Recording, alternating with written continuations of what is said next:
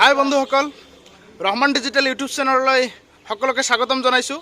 আৰু আজি আমি ছ'চিয়েল মিডিয়াত বহু চৰ্চিত এজন ইউটিউবাৰ, উত্তৰ পূব ভাৰতৰ ভিতৰত আটাইতকৈ ধনী ইউটিউবাৰ মুস্তাফিজুৰ ৰহমান, তেখেতক আজি আমাৰ চেনেলত তেখেতৰ এটা ইণ্টাৰভিউ ল'ম। গতিকে স্কিপ নকৰাকৈ আমাৰ ভিডিঅ'টো সম্পূৰ্ণৰূপে চাই থাকিব। আৰু আমি এই মামাই দিয়া স্কুটি লৈ আমাৰ যাত্ৰা আমি আৰম্ভ কৰিলোঁ। মাজপথত আমি স্কুটি থৈ গাড়ীৰে আমি যাত্ৰা আৰম্ভ কৰিম। তো বলক পলম নকৰাকৈ আমাৰ ভিডিঅ'টো আমি আৰম্ভ কৰোঁ।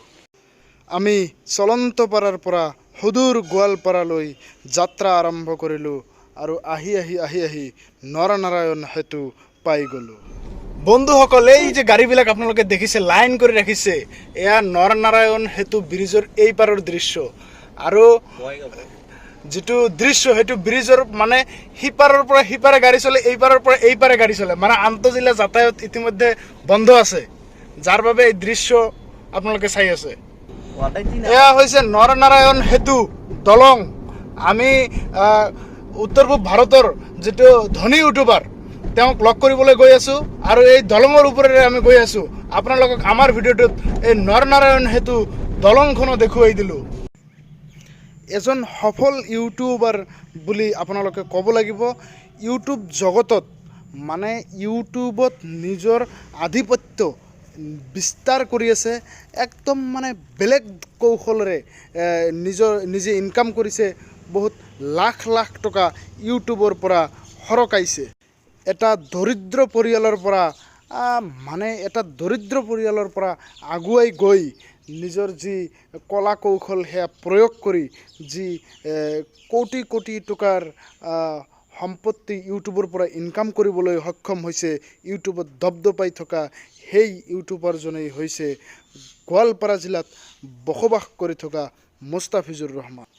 আমি এনেকুৱাকৈ আহি গোৱালপাৰা আহি উপস্থিত হ'লোঁ আৰু গোৱালপাৰা টাউনৰ পৰা এতিয়া আমি চিধি মুস্তাফিজুৰ ৰহমানৰ ঘৰৰ পিনে যাত্ৰা আৰম্ভ কৰিলোঁ। তো গাইজ, আমি আহি পালোঁ ভাইটি মিউজিক কোম্পানীৰ স্বত্বাধিকাৰী মুস্তাফিজুৰ ৰহমানৰ ঘৰৰ ওচৰলৈ।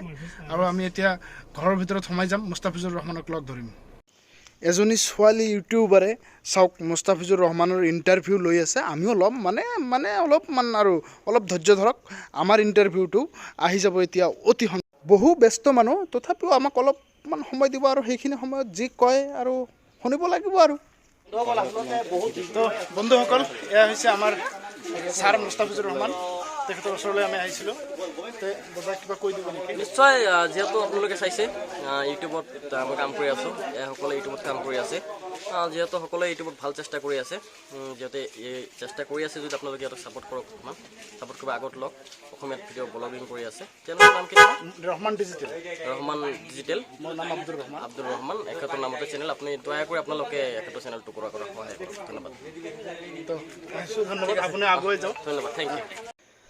ভবাতকৈও আচৰিত যে এজন ইউটিউবাৰৰ কাষত 5জনকৈ নিৰাপত্তাৰক্ষী থাকিব পাৰে। 5জন মানুহে তেওঁক নিৰাপত্তা দি আহিছে, মানে তেওঁৰ ছিকিউৰিটি গাৰ্ড। এইবিলাক চাওকচোন, কি কাবাণ্ডু হেড লাগিছে, কিন্তু আচলতে এইবিলাক চৰকাৰী নহয়, কিন্তু তথাপিও ব্যক্তিগত দেহৰক্ষী হিচাপে তেওঁ মুস্তাফিজুৰ ৰহমানে ৰাখিছে। আৰু ইয়াৰ ভিতৰত এজন NSG কামাণ্ডো, ৰিটায়াৰ্ড কামাণ্ডো আছে, আৰু বাকীবিলাক গোৱালপাৰাৰ মানুহ হয়। গোৱালপাৰাৰ মানুহকে ছিকিউৰিটি হিচাপে ৰাখিছে। আৰু এয়াই মুস্তাফিজুৰ ৰহমানৰ বিলাসী জীৱন যাপন, তেওঁৰ লাইফ ষ্টাইলটো চাওকচোন। কি মানে গাড়ীখন চাব, এতিয়া গাড়ীখন ওলাই আহিব, আপোনালোকে গাড়ীখন চাব, কিমান দামী গাড়ী হ'ব পাৰে। মোৰ জীৱনত প্ৰথম এইখন গাড়ী বাস্তৱত দেখিলোঁ, মানে বহুতে ভাল লাগি আছে যে এনেকুৱা এজন ডাঙৰ মানুহ, ডাঙৰ ইউটিউবাৰৰ লগত আজি লগ কৰিলোঁ, মানে আৰু বহুত ভাল লাগিছে, বহুত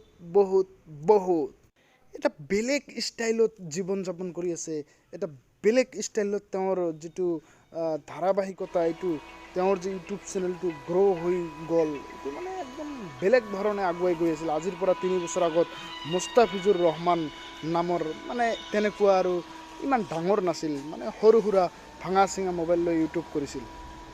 চাওকচোন গাড়ীখন, ৱাও কি ধুনীয়া, ড্ৰাইভ কিন্তু মুস্তাফিজুৰ ৰহমানে কৰি আছে আৰু তেওঁৰ নিজৰ গাড়ী হিচাপে তেওঁ নিজে ড্ৰাইভ কৰি আছে। গাড়ীখন দেখিবলৈ মানে আৰু বহুত বহুত বহুত সুন্দৰ। ইউটিউব জগতৰ এজন সফল ইউটিউবাৰ আৰু তেওঁৰ পৰা বহুত শিকিব লাগিব আৰু বহুত গাড়ীখনৰ ষ্টাইলটো চাই মনটো বেলেগ ভাল লাগি গৈছে। তো বন্ধুসকল, এয়া আছিল মুস্তাফিজুৰ ৰহমানৰ যিটো লাইফ ষ্টাইল। সেই লাইফ ষ্টাইলটো আমি আপোনালোকক দেখুৱালোঁ। বহুত বেছি ভালকৈ ইণ্টাৰভিউটো ল'ব নোৱাৰিলোঁ। বহু ব্যস্ত মানুহ, বহু ব্যস্ততাৰ মাজত আমাক যি অলপ সময় দিছে, সেই সময়ৰ কাৰণে আমি তেখেতক ধন্যবাদ জ্ঞাপন কৰিছোঁ। আৰু পৰৱৰ্তী সময়ত আমি এটা ভালদৰে সাক্ষাৎকাৰ লৈ তেওঁ কেনেকৈ ইউটিউব চেনেলটো খুলিলে, কেনেকৈ তেওঁৰ ইউটিউব চেনেলটো গ্ৰ' কৰিলে, তাৰপিছত তেওঁৰ যি ধাৰাবাহিকতা সেইটো কেনেকৈ তেওঁ আগুৱাই লৈ গ'ল, সেই বিষয়ে আমি পৰৱৰ্তী সময়ত কথা পাতিবলৈ চেষ্টা কৰিম। তো বন্ধুসকল, উত্তৰ পূব ভাৰতৰ যিজন ধনী ইউটিউবাৰ, ইউটিউব জগতত দপদপাই থকা এজন ইউটিউবাৰ, অসমৰ গোৱালপাৰা জিলাত বাস কৰা মুস্তাফিজুৰ ৰহমান, তেখেতক আমি লগ কৰিলোঁ। তেখেতৰ যিহেতু বহু ব্যস্ততাৰ মাজত আমাক বেছি সময় দিব নোৱাৰিলোঁ, যদিও কিছু সময়ৰ ব্যৱধানত আমি তেখেতৰ পৰা কিছু উৎসাহিত পাইছোঁ। আৰু পৰৱৰ্তী সময়ত আমাৰ পৰা এনেকুৱা ধৰণৰ ভিডিঅ' পাই থাকিবলৈ আমাৰ চেনেলটো ছাবস্ক্ৰাইব কৰি দিব আৰু আমাৰ ভিডিঅ'বোৰ লাইক আৰু শ্বেয়াৰ কৰি দিব।